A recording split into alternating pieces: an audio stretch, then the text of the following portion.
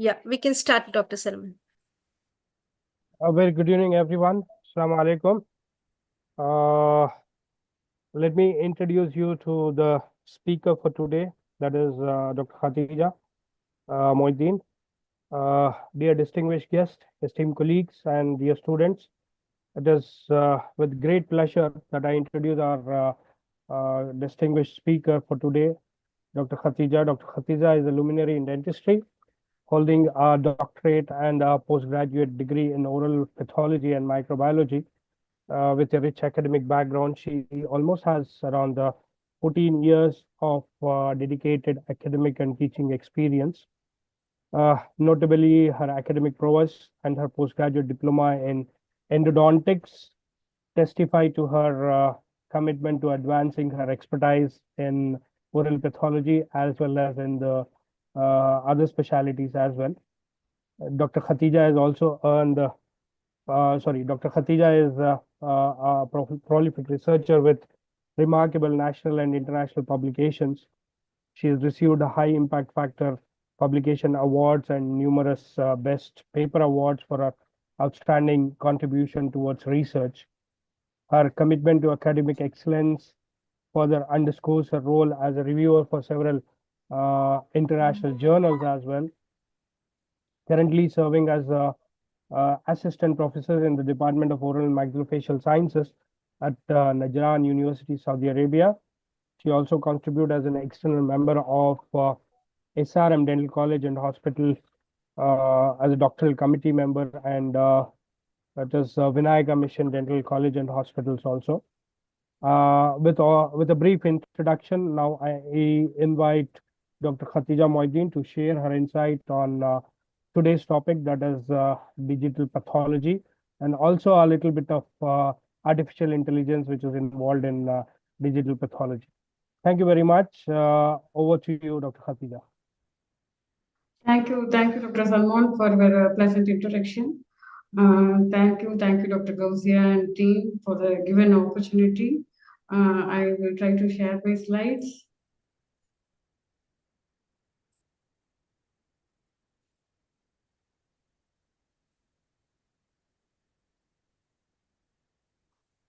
Is it visible?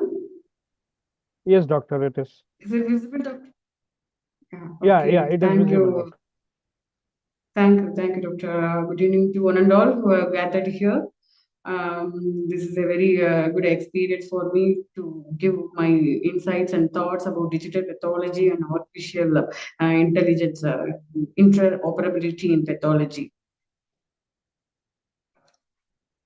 So, actually, automation in pathology is actually being now currently employed in automatic tissue processing and staining. Which led to the pathway for digital pathology. What is digital pathology? Digital pathology is acquiring and interpreting pathology information from magnified, scanned, digitized glass slide. So it gives a remote diagnosis possible, and second, it facilitates say, a second opinion for consultation, and it helps in teaching, and also it aids in multidisciplinary conference presentations. If we check traditional pathology versus digital pathology, in traditional pathology, we can see one slide and one field at a time, and the physical shipment is required for the second opinion or for any other consultation. And we have to shuffle the slides and the locations for the diagnosis for the consultations. So and it will not be we cannot see, like digital pathology, we cannot easily access the slides, and we cannot easily portable the slide for the diagnosis of a second opinion.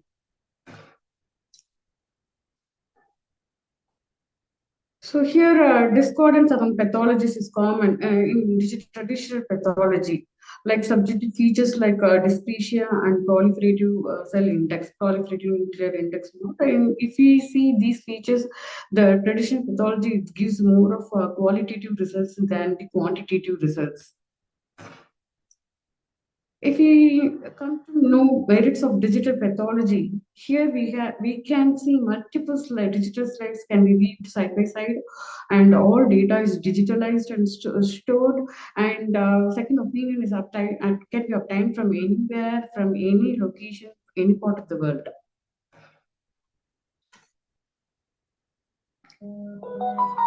Wait a second. Okay. So using digital pathology for external consultation, it reduces physical workflow, extra paperwork, it reduces the paperwork, and it reduces the physical segment, it reduces the turnaround time, and also it reduces the loss of information. And digital images can be used in telepathology for remote consultation. It can be used in multidisciplinary meetings, conferences, and presentations.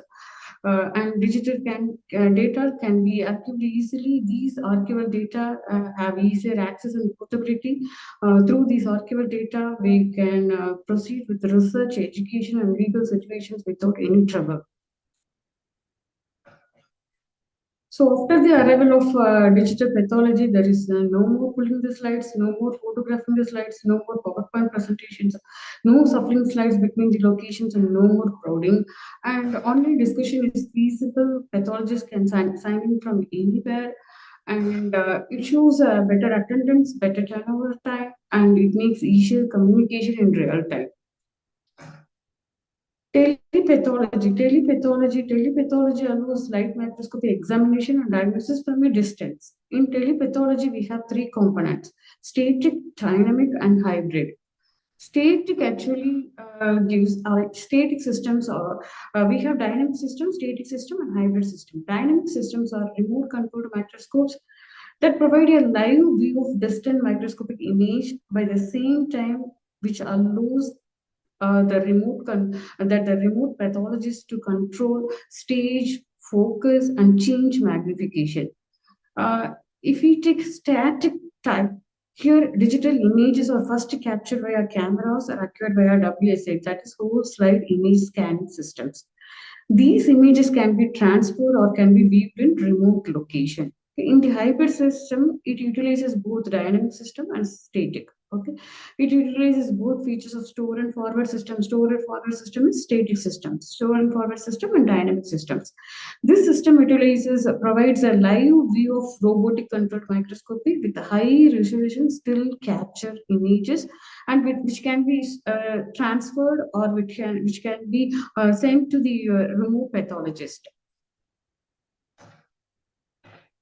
So here, in the digital pathology ecosystem, we have three different components. We have information systems, we have digital pathology system, and system tools. Okay, in the information system, we acquire information from the hospital information system, lab system, or medical records. From the medical records, we can acquire information. In the digital pathology system, here we have whole slide scanner or whole slide viewer. It gives us whole slide image for interpretation and analysis. Here in the system tools, we have here we can share and view the images. We can share with the distant pathologist. The images can be shared with the distant pathologist. Then whole slide imaging. Actually, whole slide imaging, it is a process of generating whole slide image using whole slide scanner. The whole slide scanner is actually is capable of digitizing the glass slides.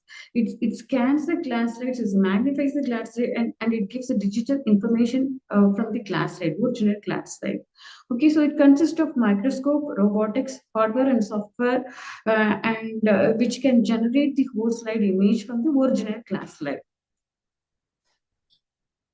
So digital pathology, here we have two components. One component is computer vision. The second component is graphic processing unit. Computer vision is actually a field of computer science trying to mimic human vision. Graphic processing unit, actually here we have chip in this computer graphics card, that is designed to rapidly process the image, and it gives a rapidly processed image. Basic features of whole slide scanning. Whole slide scanners use actually digital cameras and sensor. It captures each field of vision using tile method. Here we can see the tile method or line-based method scanning method. Each field is captured with this camera. Then the final whole slide image is produced by stitching of all the field of vision images, which can be stitched, and it gives a high resolution replica of the original glass slide image. So in WSI, here lower resolution, see here lower resolution planes are stacked above the higher resolution planes, okay, to give you original slide information. So WSI, whole slide scanning images system, it uses a multi-resolution plane to load a small region. So in addition, image analysis algorithm display multiple images side by side.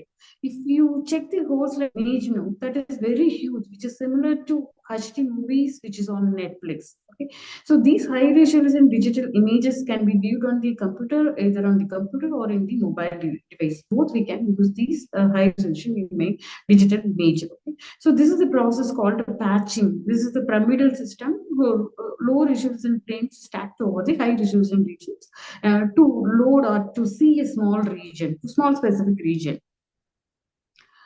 So WSI images basically gives us provides a very rich and complex information about the disease or tissue characteristics. Okay, and it provides platform for development of automated or semi-automated image analysis methods by enabling quantitative image analysis. If we check microscopy, traditional microscopy, that is qualitative results.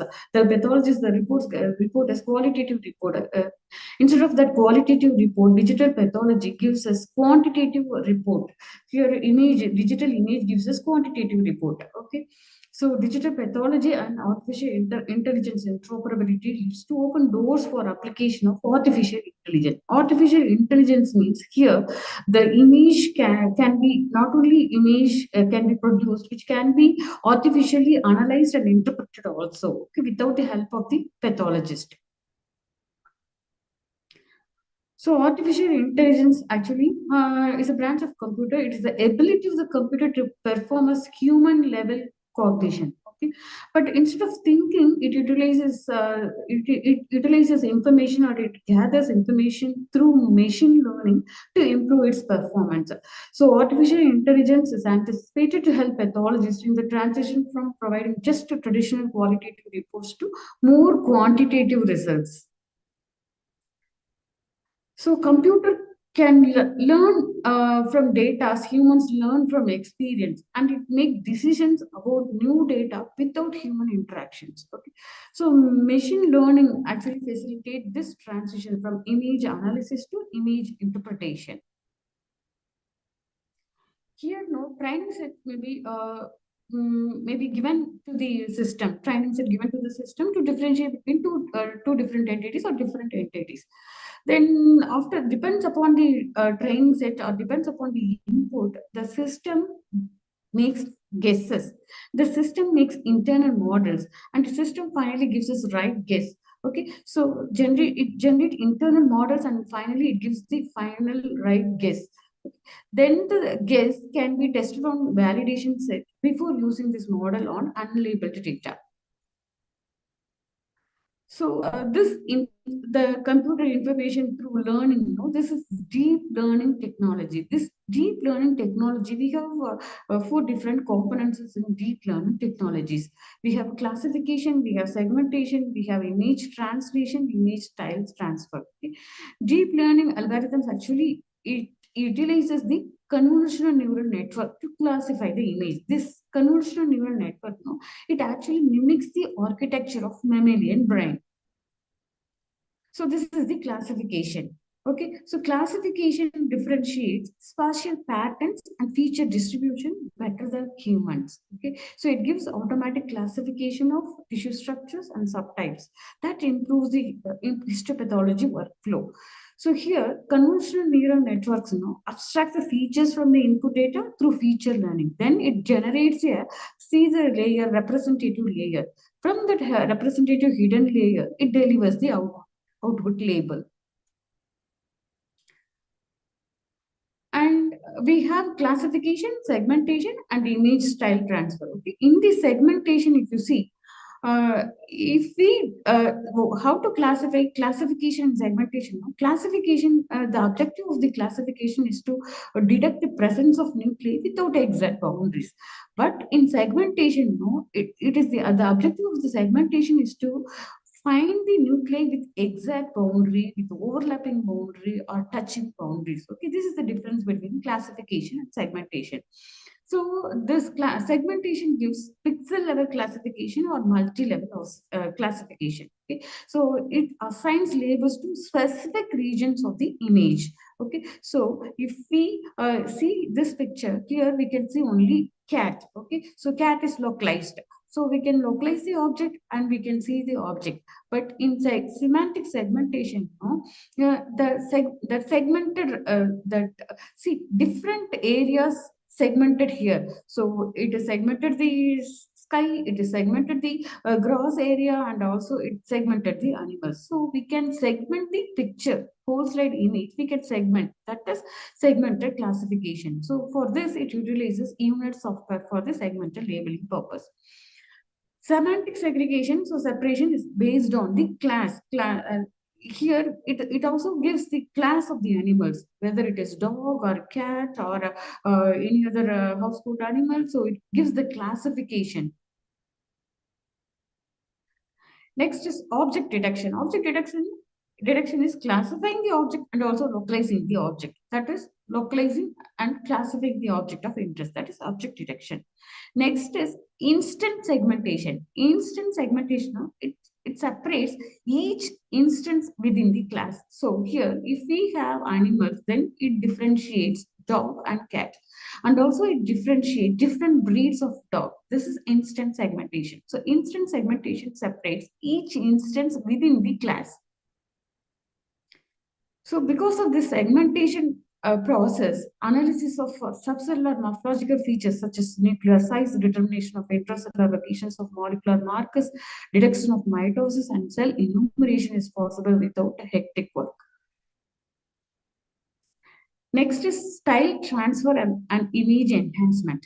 So it applies structural color range to the input image and converts it to the reference image. Okay, so deep neural network, no, which is utilized for converting the images into H&E stained images. Okay, and also we have generative adversarial network, which is trying to convert that conventional quantitative phase images to digital H&E stained images. So digital images here, not only we have the produced image is digital image. Here we have H&E we are getting H&E stained images from this generative adversarial network.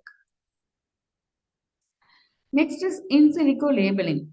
So this process converts the stain-free bright field images to molecularly stained images for better interpretation.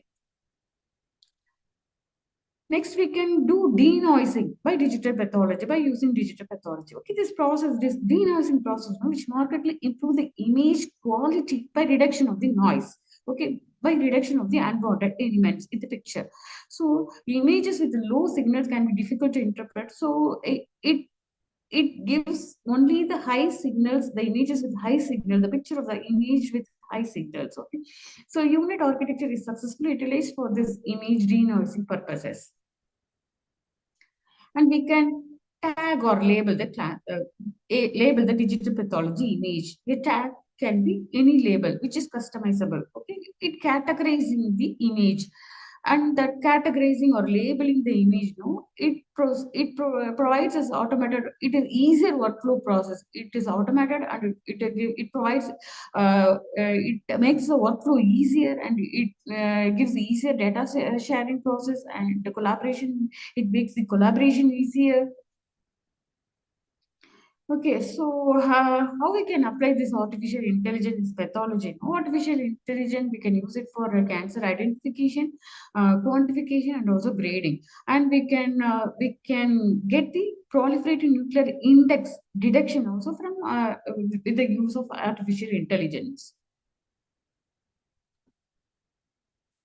So here we can see the tumor tissue and also the other tissue which is not a tumor tissue. So if you see here, digital pathology gives you heat image or color coded image for the tumorous tissue. See here it is color coded. Here we have tumorous tissue, so it is color coded. Here no color coding because it is a non-lesional tissue. Again here it is color coded with the heat map. So here we have a tumorous tissue. So we can get the tumorous tissue, we can differentiate the tumorous tissue from the non-lesional tissue. So, using digital pathology with the lab-centric method, no, so lab information system and along with digital pathology and artificial intelligence interoperability, no, which enhances turnover time, which accelerates the results availability by bypassing the waiting period for the traditional staining procedures. Okay, and it reduces the dependence on physical instruments, supplies, and specialized personal requirement. And also it makes easier transport of the images for the consultation or second opinion. Limitations of artificial intelligence. Artificial intelligence, no, it's heavily data dependent. So training an algorithm requires huge data set. So it requires numbering and thousands of examples. Like it is unlike in human brain. It requires thousands of examples for training this database. Training large in artificial intelligence models, no, which produces carbon emissions nearly 5 times greater than the life cycle of carbon emissions from an automobile.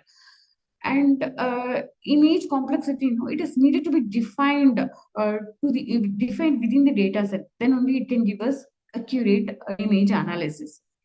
So true potential actually lies in artificial intelligence, knowledge, and optimal implementation.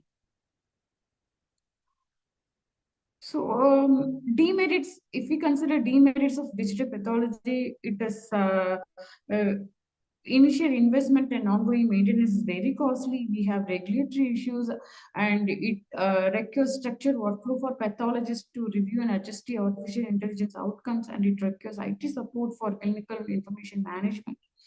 And validation should be performed with the gold standard methods, and addressing the potential false negatives or false positives, which could inadvertently increases the pathologist workload.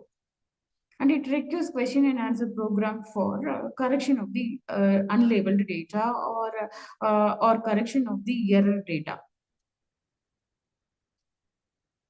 So to conclude, digital pathology and artificial intelligence offer the potential for enhanced accuracy with reproductivity. It gives us high quality histology and lab operational efficiency. That is paramount. Okay, but human pathologies cannot be replaced by computers. Okay, so computers cannot replace the human pathologists. It's just a silicon-based digital assistant for clinical and research laboratories rather than an artificial brain that will replace the pathologist. But integration of machine learning into routine care will be a milestone for the healthcare sector in the next decade. So these are exciting times as pathology finally seems poised to have advantages, notable advances in microscopy and computation. This synergistic pairing of human intelligence and artificial intelligence will ensure that pathology will be the major driver of personalized medicine. So these are my references and acknowledgement for this presentation. The materials I have taken from these materials. I thank the team. I thank Dr. Gausi and thank moderator Dr. Salman Siddiq for giving me the opportunity in this forum. It is very good and pleasant experience for me to give and share my opinion and thoughts about digital pathology. Thank you one and all. If you have any questions, you can ask. Questions were invited. Thank you very much, madam, for a great presentation. It was, this is a modern era of pathology. Yes, of course, it cannot replace, as you told, the human pathologist for that matter. But the best example what can be given is like, when during our childhood, we used to send letters. We used to write letters and post letters. And nowadays we used to send emails. So that is the actual difference between the old conventional form of pathology and digital pathology these days. Well, if there are any questions, you can just put it across in the chat box, and we would be more than happy to answer your questions.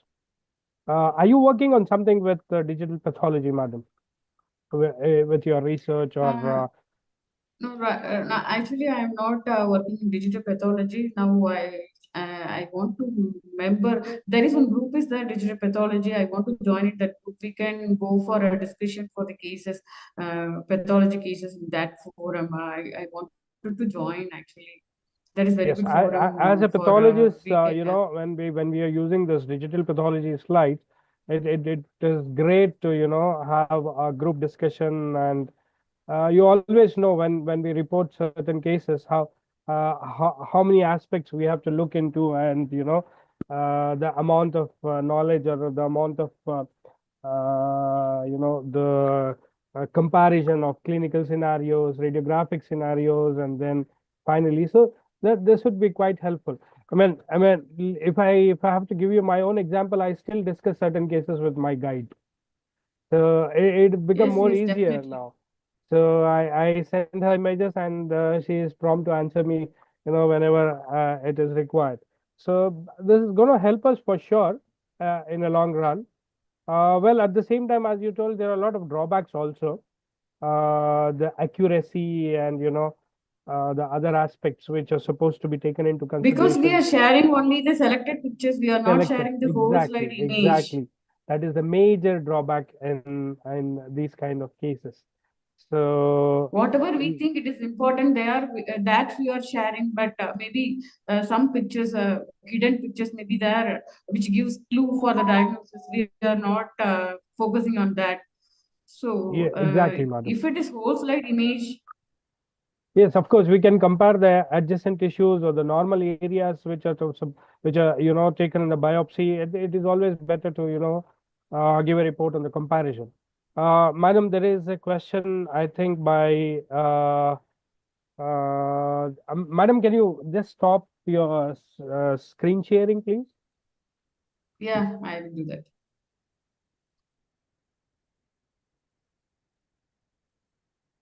I passed my screen share. Okay. Is it? Uh, Okay. there's a question I think from Dr. Iftikhar. He says, Okay. how accurate is it when compared to traditional method?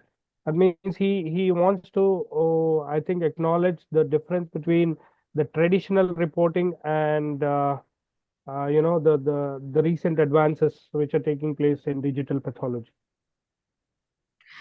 Yeah, first we can train the model for one set of tumors. We cannot say for training the artificial intelligence model. No, we need huge data. If we want to differentiate different tumors, many tumors, no, then we have to train the model first.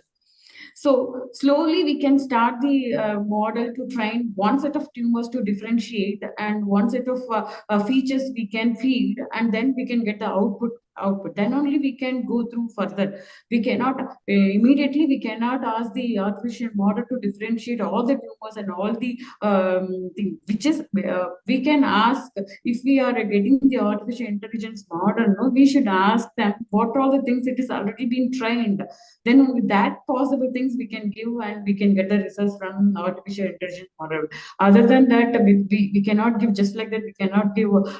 It is not. I told you it is not like human brain. Just like that, it gives an answer. It is everything in mind. No, it is not like that. So it should learn from its data. So as Exactly. human beings learn from experience, it should learn from its data. So first we should feed the data, enable the data. Then, if relevant to that data, if we give some input message, it definitely it will give you output message. Like if you go Google search, if you give some searches in Google, it gives you results. And if you check Amazon for products, it gives you relevant products. If you check Google Map for fastest route, it gives you fastest route. Okay, similarly, if you feed the data, then within the data, if you ask chat GPT for anything, then it gives you results. Like that, if you you should feed the data first, then we can get the result. So it takes some time. So it is the updating process. So it's waiting for its approval. So it takes some time. Yeah. It can, even though, Yeah. yes. To add to your point, it is still in a very initial and basic stages. So we still need to go a long way on this to actually get. So as of now, if I have to answer Dr. Iftikhar's question or sir's question, it is the conventional method is always better rather than relying on digital or other techniques. But yes, no doubt in future, because there's a lot of research going on this, uh, yes, we have a lot of other options as well. So hopefully, but at this point of time, we still rely on a conventional method or conventional reporting system for an accurate diagnosis. uh, am I right, madam? Yes, Yeah. definitely. Yeah, there's one more question. I don't know if it is a question or a comment. Uh, uh, it says, anything new in learning, having understanding of the subject takes time. Yes, of course, it takes time. Even to create a question to oneself, sometimes it leaves us wondering how and why. I rather think that it is, feedback from one of the participant here. So it doesn't seem to be like a question. So anything new in learning, having understanding of the subject takes time. Yes, as you told, yes, anything new, it usually takes time. Even to create a question to oneself, sometimes, yes, of course. So maybe the participant want to say that this is something new. The digital pathology is a new platform. Yes, obviously it is a new platform. Even we being pathologists, we still have to explore a lot of things which we are not aware of. We are, as I told you, we are still in the initial stages. Yes, of course, the only aspect here is there are a lot of research opportunities based on this. We have plenty of options to do research on this, especially digital pathology. Yes, of course, there's a lot of work going on this, but if uh, anybody wants to explore a topic for research, yes, AI in pathology or Yes, digital whole slide pathology. images we can share very easily. Yes, yes, yes. In getting images from the light microscopy with the cameras, it is very difficult to get my camera images from the microscopy, which will not give us the correct image or correct field. But if it is whole slide image and it is very easier for transportation or portability, we can get second opinion very easily. So in that way, it is very easy. Artificial intelligence is getting diagnosis from the artificial intelligence model. That will take definitely time. But this whole slide image we can share very easily for second opinion and consultation, which makes a pathologist's job easier actually. Yeah. I'm extremely sorry. The question was from Dr. Nadeem.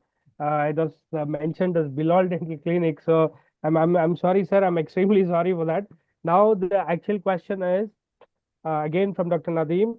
Don't you think computer controlled parameters like resolution, contrast, and brightness can affect the information captured from the slide as seen physically? Yes, definitely. For that, they need IT support. So that's why IT support combined with the pathology support is needed for training the artificial model. Only the IT person is not training the model along with the pathologist. They are training the model. This is a multidisciplinary work of training the artificial intelligence model. Even if the pathologist combined with the IT person, they will take care of all the things, resolution, contrast, and details. They will take care of all the things, and they will help the IT person to feed the data for a model. Then we will get a right image. Exactly. The other thing is, madam, if it is computer controlled, it can be altered. The parameters can be altered, like resolution, contrast. But in a conventional slide, altering something is, which is not Not possible. possible. Because we'll have to go again back to the sections and Staining stain it procedure. again, do all the steps of processing and all those things. Yes, of course, these things can be controlled, and yes, to a certain extent, it is going to affect the quality or probably the other parameters what we look into, like the cellular architecture or the components of the cellular structures and all these things.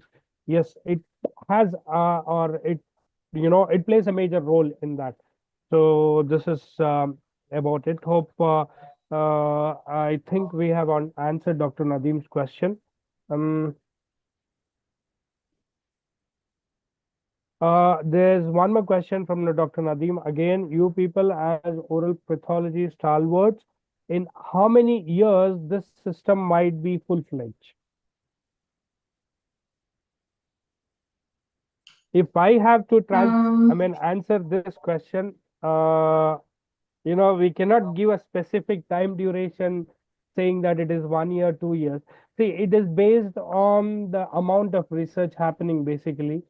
The earlier we get some results or the earlier we get some, parameters or, some evidence, based on that we can, I think it's difficult as of now to give you a time frame on how many years. Madam, if you have any other points, you can please add on to this.